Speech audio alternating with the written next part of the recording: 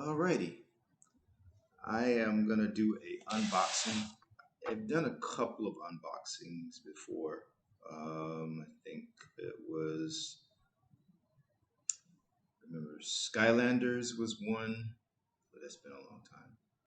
And I think I did an unboxing for, I can't remember, something else I did. But anyway, um, I love retro gaming, and I'm starting to kind of get a little annoyed by some of the online stuff. I mean, I actually miss the days when you just put a game inside the system and it actually just would work. Now there's updates. I mean, I couldn't play Halo. I still haven't been able to play Halo for like a couple of days now because it was telling me I needed to do some kind of update. I couldn't install the game. It wasn't clear, and I noticed other people were having the same problem. So it's not just me. Um, I don't know. It's like the files.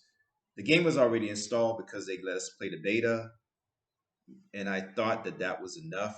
But I every time I tried to start the game, it kept telling me to pre-order, and I'm like, wait a minute, doesn't Game Pass give me the game? So I went online. Somebody said you had to uninstall the game and then reinstall it. So I had to do that. So I couldn't play Halo, and I've had issues with Godfall connecting to servers. I ended up getting a refund on Godfall for the PC because I could not connect to the servers. Uh, right now, I'm having issues with my laptop. I don't know what the hell happened. I don't know if it's something going on with the internet here at my job. Um, but I've been trying to play Deathloop, and I noticed this about a week ago. I can't launch the Epic Store. I can't launch Steam. I can't access Deathloop, which is like the game that I'm really trying to play right now. I can't even like play it offline. It's telling me some crap about um, I don't know, something about permission or something like relaunching the game. So I had to be online to play a game that I paid like $60 for. It's just anyway. So this thing here doesn't need any kind of online connection. It just plays. It actually will play like your old um, games from your Nintendo, and it also plays the Genesis. And I've really been um, really. I like to do these gameplay videos um, of retro games. I mean, I love playing retro games anyway, but it's really a hassle having to dig in the closet and find the machines and get all the wires and hook everything up. This thing actually has HDMI. It doesn't have a USB flash drive thing. That was a little kind of a bummer, but I think I got this off of Amazon. I can't remember how much I paid for it, but it was like maybe I think somewhere in the neighborhood of $70, some 70, 90, something like that, maybe $80. I can't really remember, but it came really quickly because Amazon. I had to run downstairs because I didn't want the guy to leave when he was trying to buzz my door. Excuse me. So yes, I have my Sega Genesis. It still works. I have my Super Nintendo. I do not have a regular Nintendo machine. I wish I did. And right now it's like almost impossible to get a lot of electronic stuff. I don't know what's going on. It's just really difficult to find retro stuff, especially. But the cool thing about the old machines is that you just plug it in and it just plays. You put the games in. There's no updates, no online only crap. Um, so um, I've been wanting to go back and play some of my old Genesis games and my Nintendo. I think I probably have at least 10 Genesis games and maybe somewhere around the same amount of Super Nintendo games. I have no regular Nintendo games, but I did order a game called Dino Wars that I used to play a lot when I was a youngin'. It's a long time ago. I still have a Sega Master System console. That was the system that Sega put out. I think it was in 1982, somewhere around there. And the Genesis came. The Genesis came later. That's the system that everybody knows. That's when they finally came up with the mascot, which was Sonic the Hedgehog. And but this machine didn't really do too good with the competition with Nintendo, even though it was a better system, was more powerful because I guess it was more updated technology. It's 8-bit system, and I still have my Master System.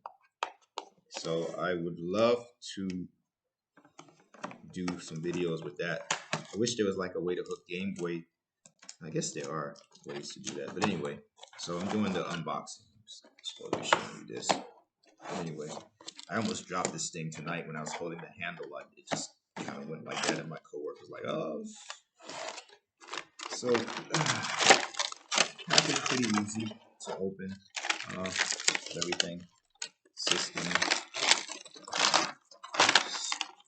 Not big. It's like the old Super Nintendo system.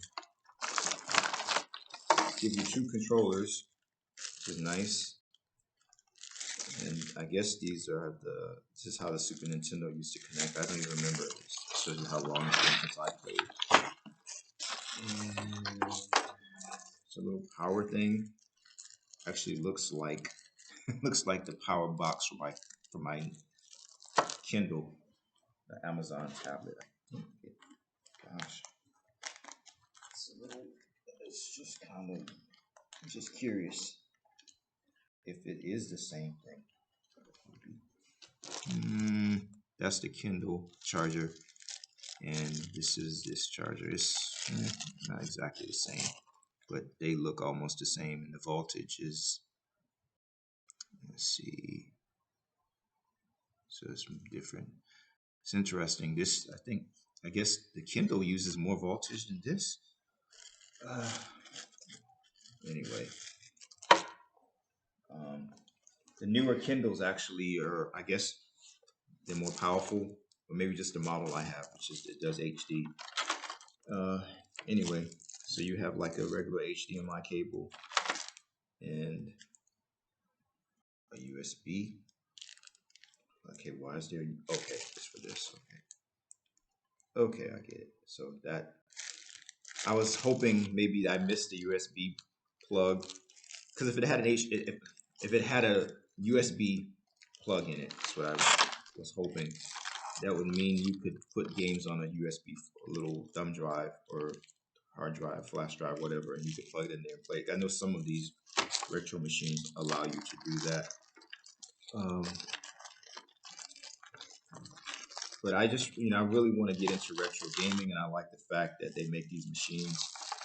So there are some that do even more, that actually have more systems built into them. I don't think there's like a completely one that does everything.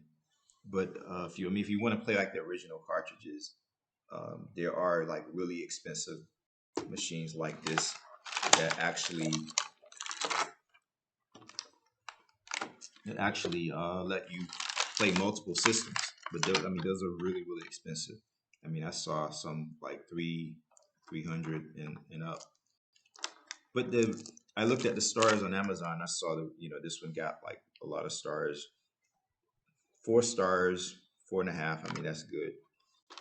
So I will probably hook this up this weekend, and maybe I'll play. I think I've got a Mickey Mouse game I want to finish, and I would like to revisit the Godzilla game if I can find it.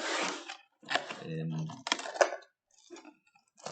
there was some games I'm not sure if I have. I have actually rebought games because I couldn't find them. And when I went to North Carolina, probably back in 2001, 2003, somewhere around there, my father had this box. I can't even remember. I had no idea I had a Sega Master System in storage and all these cartridges. And I actually tracked down and bought some of those cartridges. I didn't even know I had them. So it's not exactly easy to find some of these old games, unfortunately. It is a cool thing about being a PC gamer is that you can pretty much find anything online. I mean, I think you can find a lot of, like they call it, emulators. They will play the games just like how they were when they came out. But sometimes emulation, it will make the games look better. They'll, there is programs, they'll make the games look better, run better, because a lot of the older technology was outdated. I mean, it's just amazing that a game for the regular Nintendo, would just takes up like no space at all compared to like the gigs of that you need for a lot of the games now.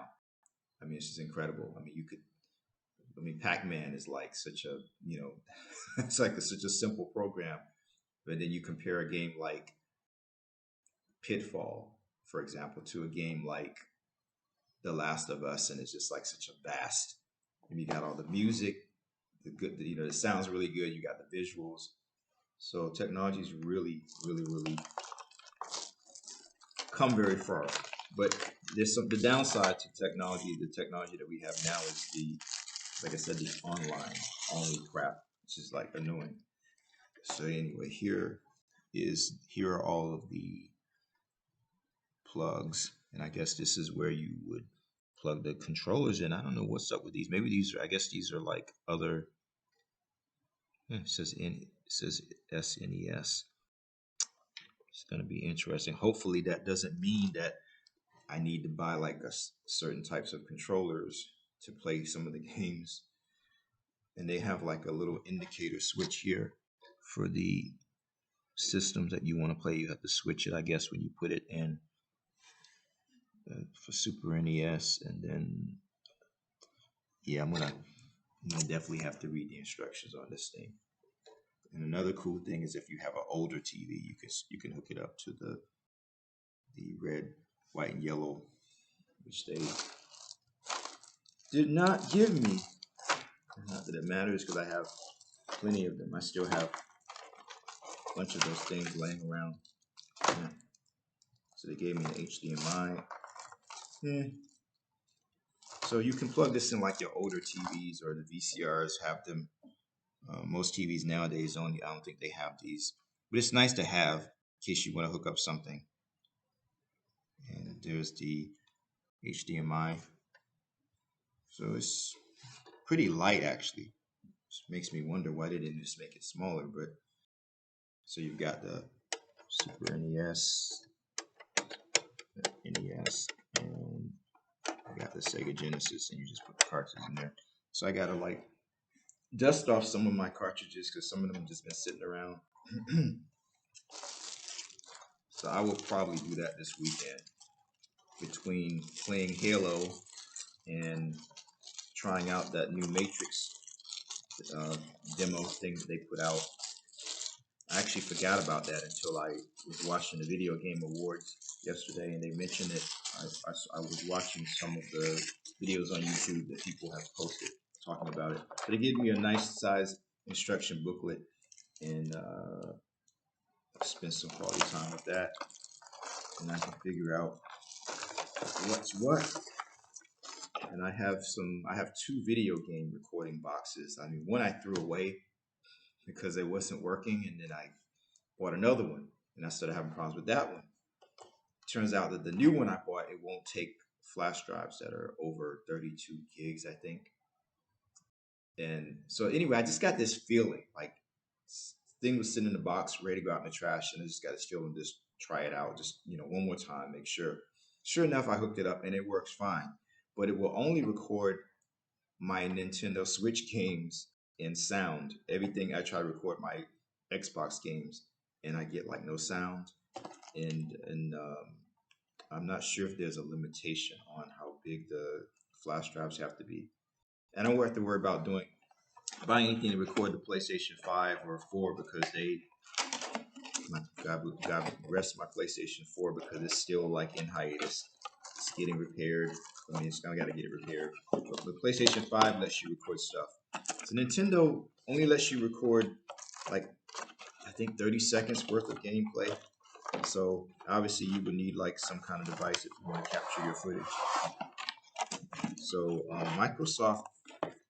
Microsoft, you really need to get together because your recording capabilities on these machines is just awful. I don't know what the hell you're doing, but you need to fix it. I mean, I think you did something because it used to wouldn't work, and now it kind of works more. Seems to work now.